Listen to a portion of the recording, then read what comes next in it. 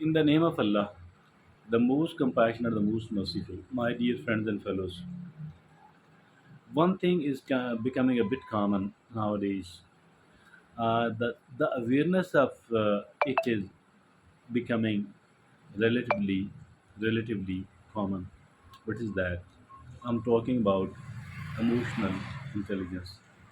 Intelligence of the emotions. Intelligence means the wisdom, right sort of channelization, right sort of decision taking, right sort of reaction, right sort of attitudes, emotionally attitude. That is called the emotional intelligence. So we need to know what kind of emotion do I have, what kind of emotion do a person, do a human being does have, and what out of these are the positive one, what out of these are the negative one. So what kind of emotion usually I experience, and what kind of emotion I'm experiencing now at the moment. So and this is knowing this thing, and then obviously also knowing that whether it is healthy or unhealthy, how to channelize it, how to handle and manage it. So that is all called the emotional intelligence. Now some of the people, they are naturally intelligent in this manner. They were not taught by anyone else. They don't need to learn much, although it's always good to learn. But they know a lot. And without even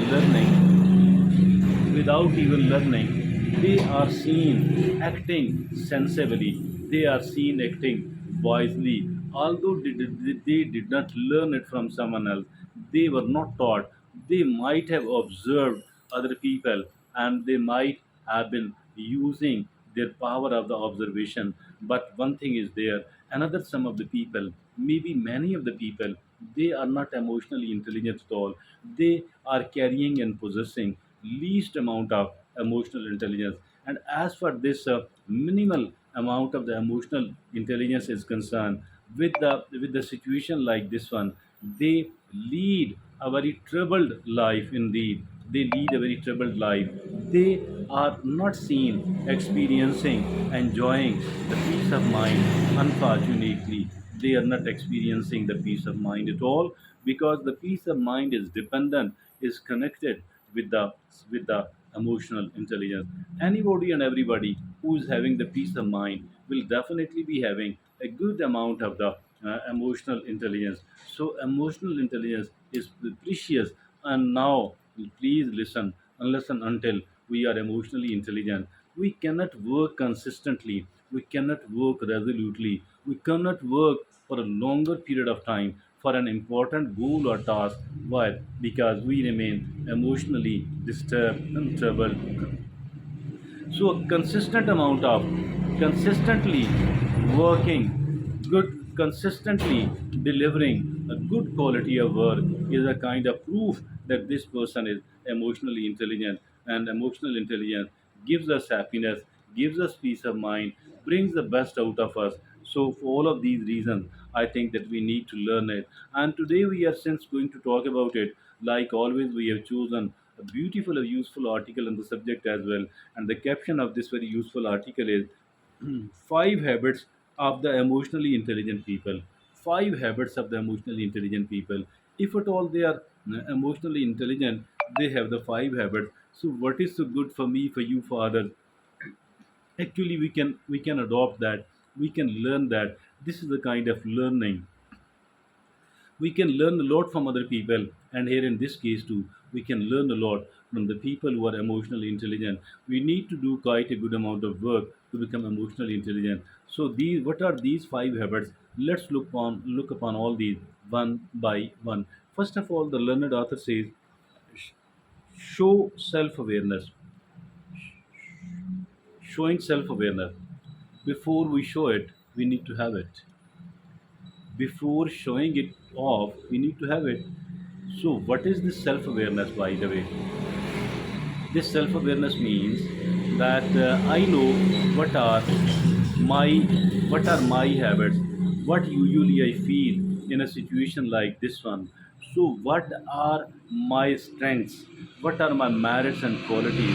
What are the good habits and the good attitudes of me? And because of those good habits and good attitude, what kind of opportunity and good situation I may experience?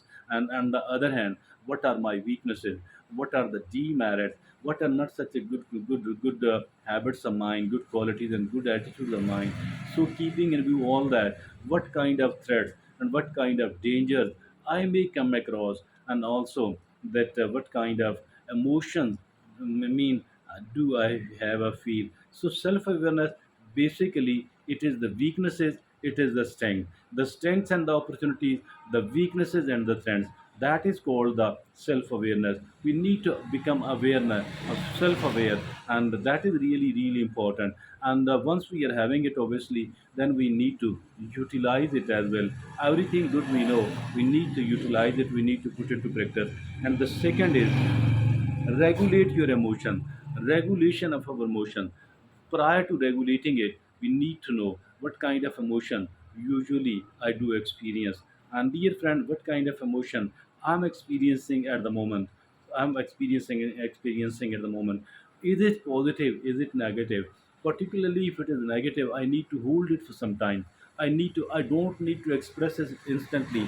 I need to develop the self-disciplinary. I need to develop the self-discipline. I need to strengthen my self-disciplinary muscles, my dear friend.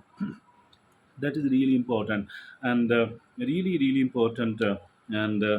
Because if at all I am seen expressing, exhibiting my negative emotion, and obviously it is going to play havoc with my life, I don't need to do that. Nobody else need to do it. But this is a temporary work. The longer term work is that we need to eliminate it. We always need to think positive. We always need to respond positively. We always need to keep eradicating, keep weakening and further weakening of the negative emotions, like anger, like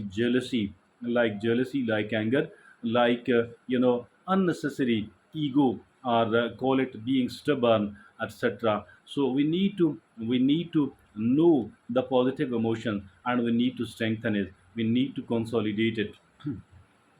Regulate your emotions. Number three, demonstrate empathy. Empathy is very, very important, my dear friend. Mean putting ourselves into the shoes of another person, and then only feeling that if I were in his or her place, I would have been doing the same thing. So why to have a double standard? Why not to think the same for the other person? What I do think for myself, for my loved one. So I need to behave accordingly. I need to treat them accordingly. So once we are thinking this way, believe me that we will be able to enter the hearts and the minds of the people, because they know us, because they know us that we are the person of good heart and good mind. Develop empathy. Number four, improve your social skills. What are these social skills? Mean ability to proactively contact the other people, ability to carry on the relationship with the other people in a nice manner, in a pleasant manner. So these all need one thing. That one thing is called social skill. We need to develop we shouldn't be missing any opportunity to develop the social skills. And the last is harness self motivation. Harness self motivation. Motivation is what we always need. We people are seen, taking the motivation from other people. That is fine. That is not bad at all. But as for the self motivation is concerned, I think it's just 10 times, 20 times more important for us. Why? Because we are with ourselves 24/7. We are with ourselves 24/7. If this be the case, then I think we need to seek the motivation from we ourselves. That is really, really important, my dear friends and fellows. Self motivation. Those people who are self motivated, they are seen always working for a longer period of time. As for the external motivation is concerned, this external motivation, my dear friends and fellow, this is available only for a short span of time. And as for the self motivation is concerned, I think that all the time with us. So we need to carry it on all the time. We need to protect it. We need to develop it. We need to harness it We need harnessing, mean taking advantage of it, seeking benefit from it. That was a very useful article from Holly Burns.